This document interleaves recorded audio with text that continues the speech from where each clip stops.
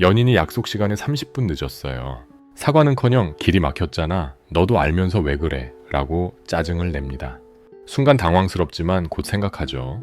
내가 너무 예민한 건가? 며칠 뒤엔 이렇게 말합니다. 나 그때 화낸 적 없는데 네가 오해한 거 아니야? 당신은 혼란스러워집니다. 내 기억이 틀린 걸까? 동료가 당신의 아이디어를 회의에서 자기 거라고 발표했어요. 따지니까 웃으면서 말합니다. 네가 먼저 말했다고. 그런 적 없는데 너 요즘 스트레스 받았나 봐. 주변 사람들도 고개를 갸우뚱합니다. 당신만 이상한 사람이 된 기분이에요. 이런 일들 한두 번쯤 겪어보셨죠? 그런데 이상하게도 당신 주변엔 항상 이런 사람들이 있습니다. 당신의 현실을 뒤틀고 에너지를 빨아먹고 떠나려 하면 더 붙잡는 사람들. 왜 그럴까요? 단순히 운이 없어서일까요? 아닙니다. 이 현상의 답은 그들의 머릿속에 있습니다. 그들의 뇌는 우리와 설계도부터 다르거든요. 대체 뇌 구조가 어떻게 되어 있길래 이토록 태연하게 타인의 삶을 파괴하는지 지금 그 속을 파헤쳐 보겠습니다. 오늘 이 영상 하나로 당신이 왜 타겟이 됐는지, 그들이 어떻게 당신을 사냥하는지, 그리고 내일부터 당장 어떻게 빠져나올 수 있는지 똑똑히 보여드릴게요. 끝까지 보시면 당신을 괴롭히던 그 관계가 완전히 다르게 보일 겁니다. 지금 시작합니다. 당신 앞에서 거짓말을 하는 사람을 떠올려 보세요. 보통은 눈을 피하거나 목소리가 떨리거나 땀을 흘리죠. 그런데 어떤 사람들은 정반대입니다. 거짓말을 할수록 더 침착해지고 당신을 해칠수록 오히려 심박수가 낮아지는 사람들이 있어요. 이게 말이 안 된다고요? 뇌과학 연구 결과가 있습니다. 사이코패스의 편도체는 일반인보다 18% 작고 전전두엽 활동도 현저히 낮다는 게 밝혀졌거든요. 편도체는 공포와 죄책감을 느끼는 뇌 부위인데 이게 작다는 건 양심이라는 브레이크 자체가 없다는 뜻이에요. 당신이 우는 모습을 봐도 그들의 뇌는 아무런 경보를 울리지 않습니다. 오히려 보상 회로가 활성화되면서 쾌감을 느끼죠. 당신의 고통이 그들에겐 성공의 신호거든요. 드라마 더 글로리의 박연진 기억나세요? 죄책감 없이 당당한 그 눈빛, 그게 강한 게 아니에요. 공감 회로가 끊어진 겁니다. 폭풍우가 치는 바다 한가운데서 혼자만 잔잔한 진공 유리병처럼 남들이 공포를 느낄 때 그들은 상황을 관찰하며 다음 수를 계산해요. 그럼 우리는 어떻게 이들을 알아볼 수 있을까요? 첫 번째 신호는 바로 과도한 평온함입니다.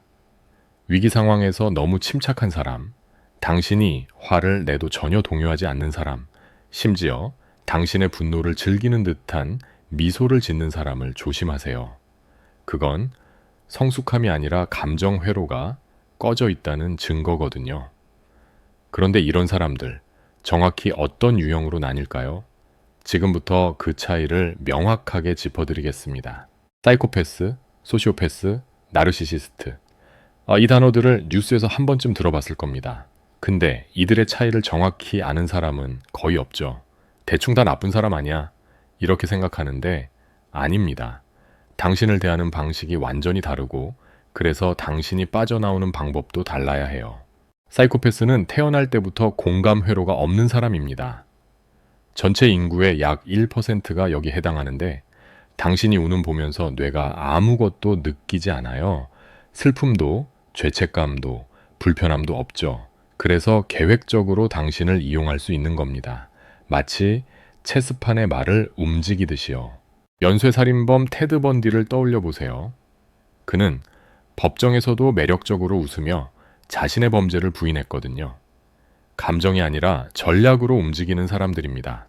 소시오패스는 환경이 만든 사람입니다. 이들은 태어날 때부터가 아니라 어린 시절 학대나 반김을 겪으며 세상을 믿지 못하게 된 거예요.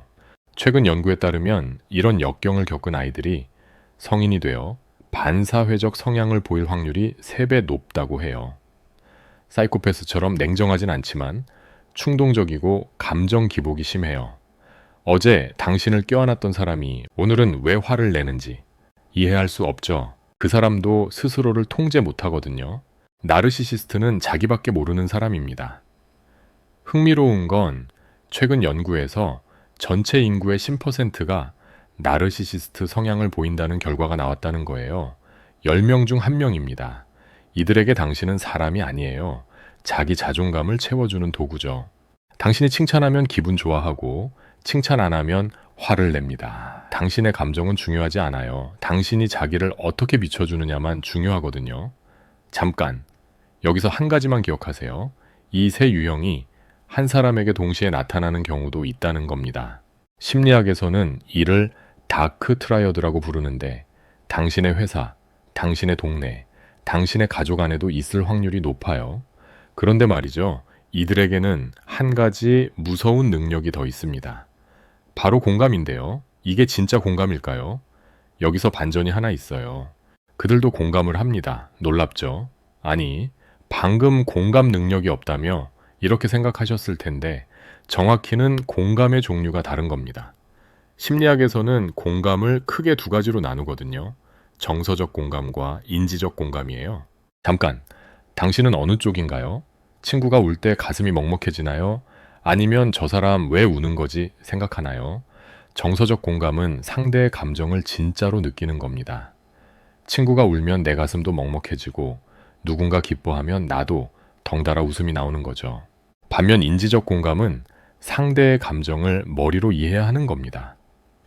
느끼지는 않지만 분석은 하는 거예요. 문제는 사이코패스나 소시오패스는 인지적 공감만 가지고 있다는 겁니다. 마음은 없는데 리액션만 좋은 성능 좋은 챗봇이라고 생각하면 돼요. 당신의 슬픔을 느끼는 게 아니라 이 상황에선 이런 표정을 지어야 속일 수 있겠군이라며 코딩하는 거죠. 실제로 한 연구에서 충격적인 사실이 밝혀졌어요. 사이코패스는 타인의 감정을 인식하는 능력이 오히려 평균 이상이라는 겁니다. 당신 얼굴만 봐도 지금 화난 건지 슬픈 건지 알아요.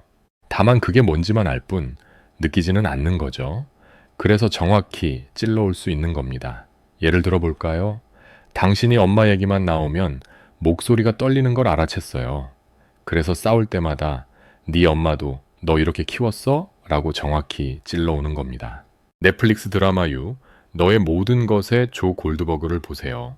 그는 사랑이라는 이름으로 대상을 분석하고 스토킹하지만 사실 상대의 영혼에는 관심이 없어요.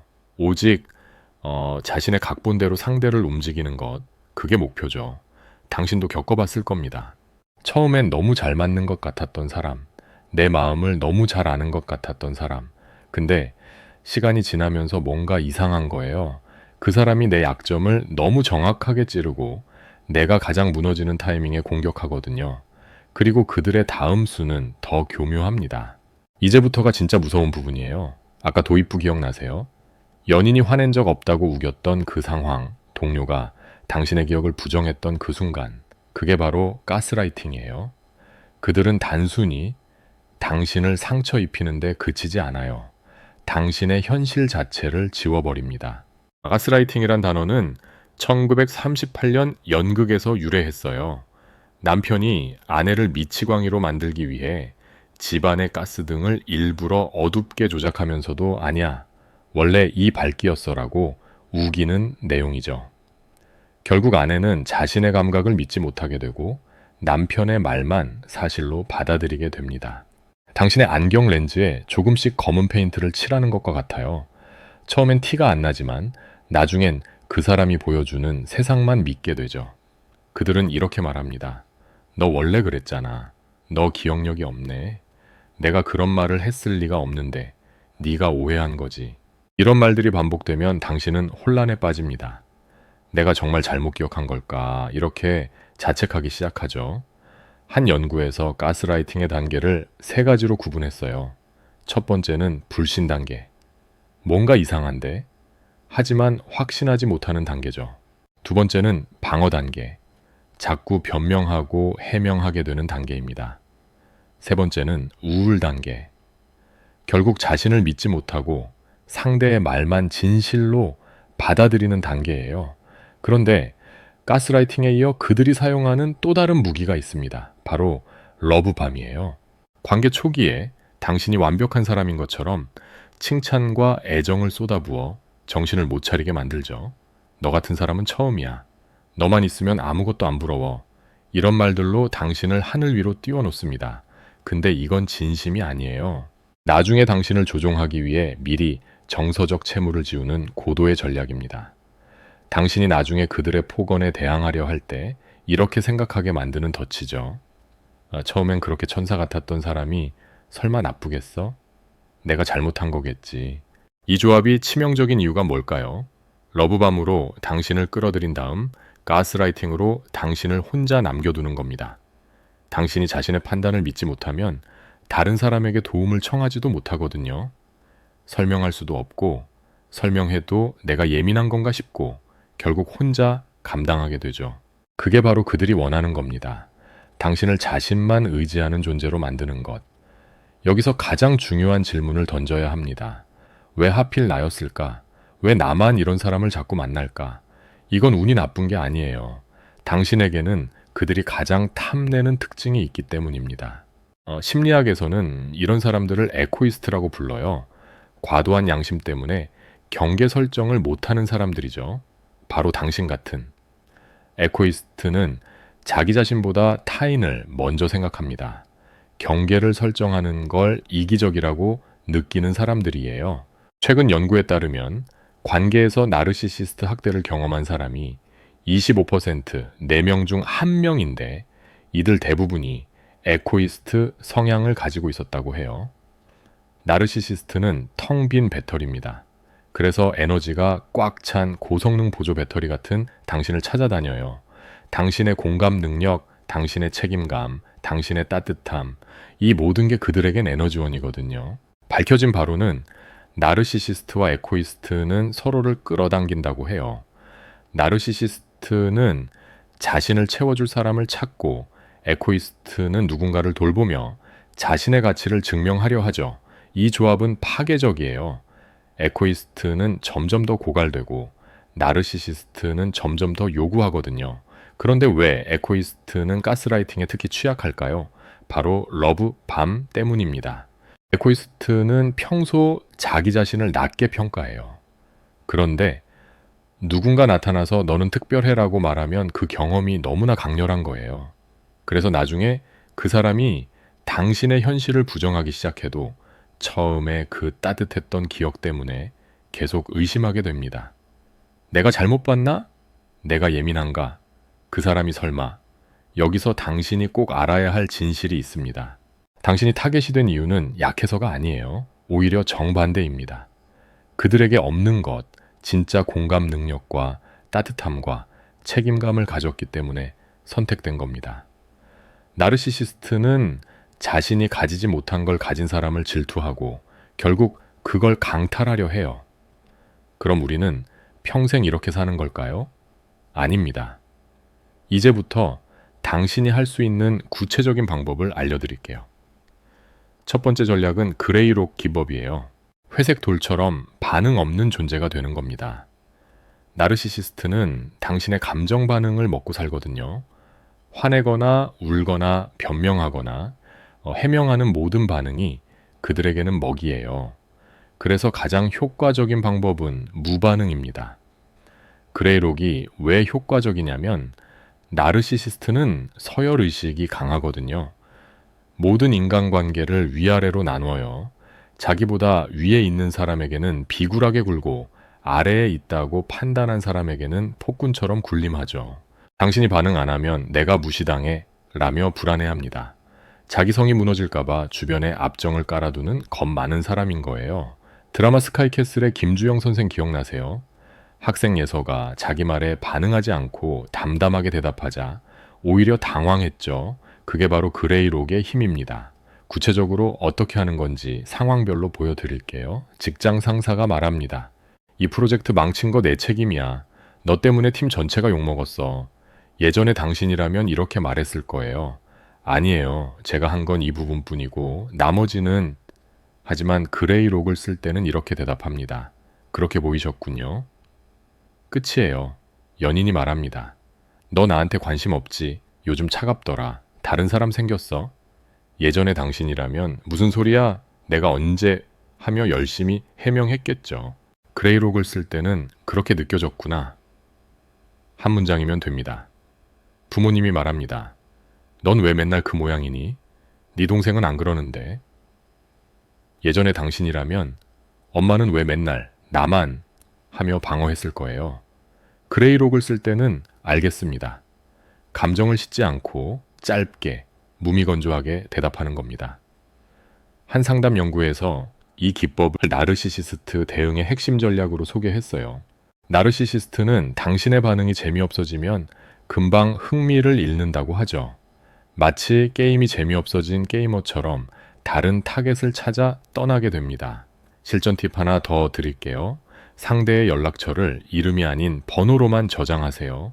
그리고 연락이 오면 누구세요? 라고 물으세요. 이건 단순한 행동이 아니에요. 상대를 당신의 삶이라는 무대에서 엑스트라로 강등시키는 가장 강력한 액션입니다. 나르시시스트는 무시당하는 걸 가장 견디지 못하거든요. 하지만 주의할 점이 있어요. 그레이록을 쓰면 상대는 처음엔 더 심하게 공격할 수 있습니다. 후핑이라고 불리는 현상이에요. 마치 자판기에서 음료수가 안 나오면 더 세게 두들기는 것처럼 당신의 반응이 없으면 더 강하게 자극을 줘서 반응을 이끌어내려 하죠. 이때 버텨야 합니다. 절대 반응하지 마세요. 그 고비를 넘기면 상대는 포기하고 떠나게 됩니다. 그런데 여기서 끝이 아닙니다. 한 가지 더 중요한 전략이 있어요. 마지막 전략은 관계의 다각화입니다. 한 사람에게 올인하지 마세요.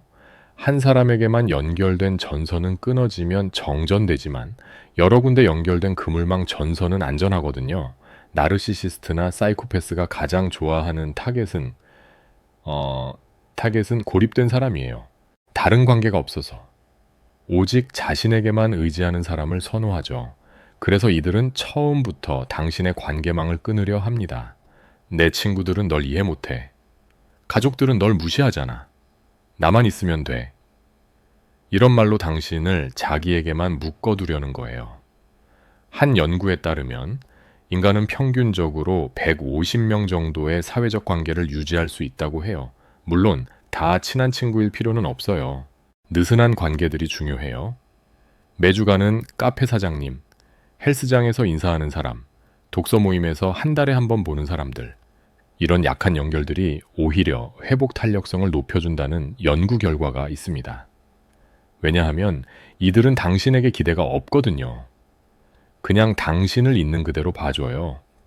그리고 가장 중요한 건 나 자신과의 관계예요. 나르시시스트가 침투할 수 없는 나만의 시간을 만드세요. 중요한 건 혼자 해도 행복한 무언가예요. 누군가의 평가나 반응이 필요 없는 활동이죠. 새벽에 혼자 걷기, 그림 그리기, 요리하기. 이런 시간이 쌓이면 나르시시스트의 말이 예전처럼 아프지 않아요. 왜냐하면 이제 당신은 그 사람 없이도 충분히 괜찮으니까요. 자존감이 높아지면 이상한 사람이 보이기 시작합니다. 예전에는 몰랐던 신호들이 선명하게 보이죠.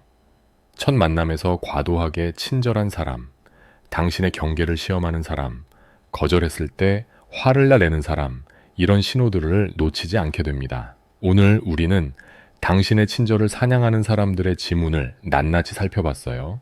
낮은 심박수로 당신을 관찰하는 그들의 뇌 구조부터 데이터로 배운 가짜 공감, 러브밤과 가스라이팅이라는 이중 전략까지 말이죠. 기억하세요. 당신이 겪은 일은 당신이 약해서가 아니에요.